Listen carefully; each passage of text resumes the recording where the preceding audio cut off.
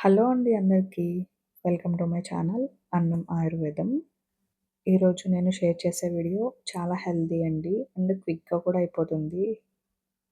Morning time పెద్దగా హడావిడి లేకుండా పిల్లల లంచ్ బాక్స్‌లోకి చాలా ఈజీగా చేసుకునే రెసిపీ అని కూడా చెప్పొచ్చు.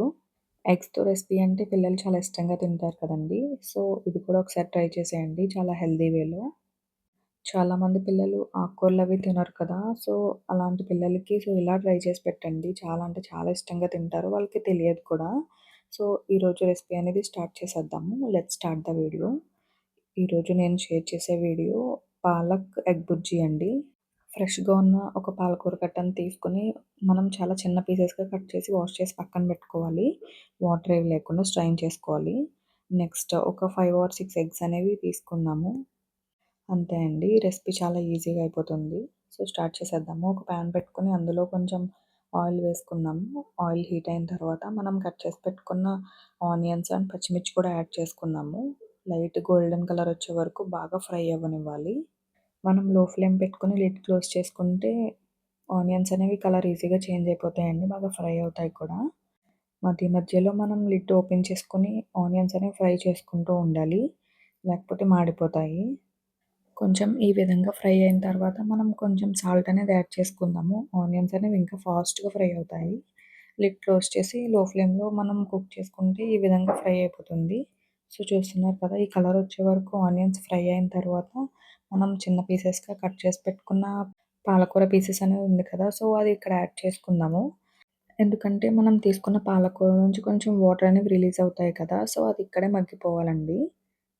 లిడ్ క్లోజ్ చేసుకొని లో ఫ్లేమ్‌లో పెట్టుకుంటే మనకి పచ్చి వాసన పోయేంత వరకు ఫ్రై చేసుకోవాలి. ఫ్రై చేసుకున్న తర్వాత మనకి పాలకూర అనేది బాగా మగ్గిపోతుంది. ఈ విధంగా మగ్గిన తర్వాత కొంచెం పసుపు యాడ్ చేసుకుందాము. పసుపు కూడా యాడ్ చేసుకొని బాగా మిక్స్ చేసుకుందాము. నెక్స్ట్ సరిపడా కారం కూడా యాడ్ చేసుకోవాలి. మనం ఇక్కడ ఒక 2 మినిట్స్ ఫ్రై చేసుకుంటే మనకి కర్రీకి కావాల్సిన కలర్ అనేది వస్తుందండి. మనం ఎగ్స్ బీట్ చేసి వేసుకున్న తర్వాత సాల్ట్ అనేది అడ్జస్ట్ చేయలేం కదా! సో, ఇక్కడే కొంచెం సాల్ట్ అడ్జస్ట్ చేసి వేసుకొని బాగా కలుపుకోండి. ఇది బాగా మిక్స్ అయిన తర్వాత నెక్స్ట్ ఒక, ఒక 2, 3 వెల్లుల్లి అనేది దంచి వేసుకోండి. ఫ్లేవర్ చాలా బావుంటుంది. సో, చూస్తున్నారు కదా! ఇది బాగా మిక్స్ అవ్వాలి. మనకి పచ్చి వాసన కూడా పోయేంతలా మిక్స్ చేసుకోవాలి. నెక్స్ట్ దీనిలోనే ఒక half spoon of garam masala అనేది యాడ్ చేసుకుందాము. టేస్ట్ ఇంకా బావుంటుంది. మనం వేసిన పాలకూర అనేది వేసినట్టు కూడా తెలియకూడదు. సో, టేస్ట్ అంతలా ఉంటుంది. ఈ విధంగా ఒక్కసారి పిల్లలకనేది కుక్ చేసి పెట్టండి. టేస్ట్ చాలా బావుంది అని వాళ్ళే చెప్తారు. మనం తీసుకున్న ఎగ్స్ అన్నీ వన్ బై వన్ ఇందులో వేసుకుందాము. మనం వెల్లుల్లి అనేది ఎందుకు యాడ్ చేసామంటే, ఎగ్ కర్రీ అనేది నీచు వాసన రాకుండా ఉంటుందండి. మనం ఏ కర్రీ అయినా సరే నాన్ వెజ్ కర్రీస్ వేసుకున్నప్పుడు ఓన్లీ వెల్లుల్లి దంచి వేసుకోండి. టేస్ట్ బావుంటుంది అండ్ స్మెల్ కూడా రాకుండా ఉంటుంది. మనం తీసుకున్న ఎగ్స్ అన్నీ కూడా లోపల కుక్ అవుతూ ఉంటాయండి. స్లోగా మనం కలుపుకుంటూ లిడ్ క్లోజ్ చేసుకోవాలి. ఒక 5 మినిట్స్ పైనే పడుతుందండి. మనం చాలా ఓపికగా బుజ్జి అనేది చేసుకుంటే టేస్ట్ చాలా బావుంటుంది. అది మనం లోపల కుక్ అవ్వనివ్వాలండి. లిడ్ క్లోజ్ చేసి అలా 2, 3 మినిట్స్ వదిలేయాలి.